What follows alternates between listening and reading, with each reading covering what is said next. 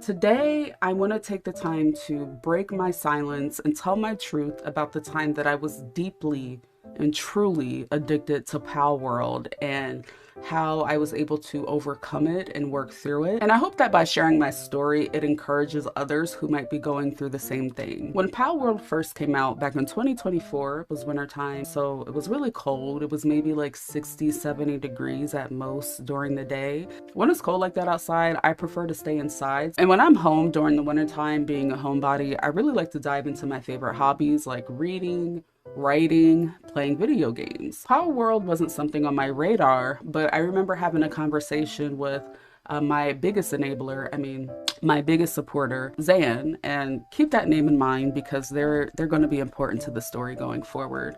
And Zan and I were talking about, new games coming out like we usually do. And that's when I got exposed to Palworld. Sometimes I wish I could go back and be like, no, Zan, I cannot talk to you right now. I must go to bed. Because what Zan didn't know was growing up as a child, I was really 10 toes down for Pokemon. And Palworld is allegedly a ripoff of Pokemon. I can't confirm or deny that, but there's a court case going on and I'm sure somebody's gonna figure that out one day. When Zan exposed Palworld to me, it really just shifted my brain chemistry because Pokemon was something that I was just deeply invested in as a youth. A lot of my free time was spent playing Pokemon Silver, Pokemon Gold, Pokemon Blue, Pokemon Red. I was really clocked in on my Game Boy Color trying to catch them all. I was really serious about it. My mom even bought my brother and I like the Pokemon book that you store your cards in. Like one time we even had like family drama about Pokemon because one of my cousins had stole my cards and I was very meticulous about my Pokemon cards. Even as a young Ivory, like I knew what cards I had and I didn't have.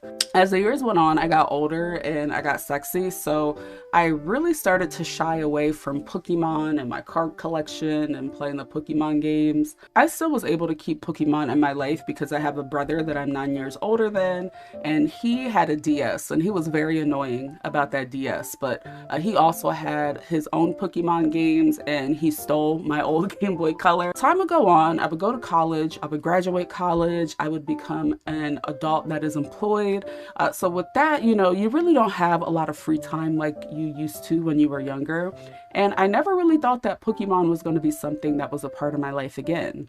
Until that day, I spoke to Zan and we started talking about Palworld. Now, again, I can't really blame Zan, even though I do enjoy projecting the blame on others because it's easier for someone else to take the brunt of my destruction as opposed to me taking accountability.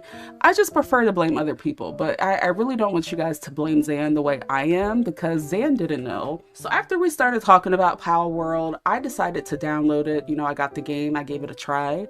And the first time I played it, I was like, well, I'm just going to sit and play it for an hour. I download the game, I launch the game, and immediately I am surrounded by the cutest little patooties that I've ever seen in my life. And not only were the patooties cute, but I felt like I was transported back into like this fictional Pokemon world that I always wanted to go to when I was a child, but Pokemon's not real, so you can't actually go to Viridian City in real life. Once I completed the Palworld tutorial and I felt comfortable with the game mechanics, I really got deeply into Palworld. And mind you, I'm an employed adult, so it's not like I have all of the free time in the world to sit there and play a game until 1 a.m. But the next day, once everything was done, I did the same thing. I got on Palworld and I played and I played and I was literally glued to my chair. You would think I was DJ Academics the way I was not getting up from my computer. I was just like deeply focused on Palworld.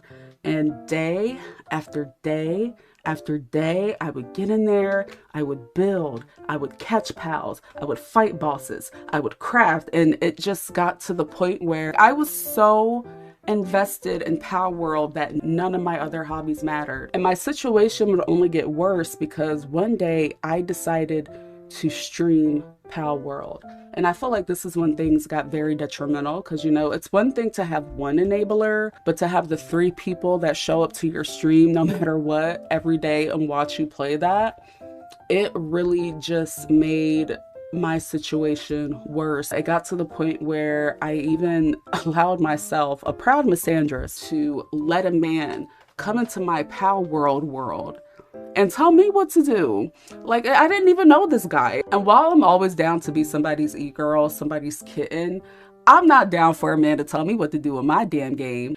So at this point, you know, I'm really deeply embedded into my Palworld addiction, to the point where I was like, I want to get my own dedicated server. And once I got my server, I got invested into modding Palworld, you know, new hairs, outfits, what have you. So I hosted my own world, and it was just for me and Pan, like nobody else was showing up, but I was so dedicated and I was so invested. But one day I went to go and log into Palworld, and I see that there was like a patch or a hotfix. So I tried to access my server that I dedicated, only to discover that I was unable to. And if you've ever been deeply obsessed with something, if you've ever been hyper fixated on something, when you don't have access to that and it's out of your control, you're prone to crash out. And I just, you know, my pals, they needed me. I had bosses to fight, and I could not access my dedicated server. And this is something that I paid for. That shit ain't free. I had to pay for that dedicated server. And I got so upset and I got so frustrated with the system that finally I said, you know what? Fuck Palworld. Fuck Palworld. What do you mean I invested all of this time and I can't get into my dedicated server? Because if anything pulls me out of a hyper focus, it's somebody pissing me off and playing with my money.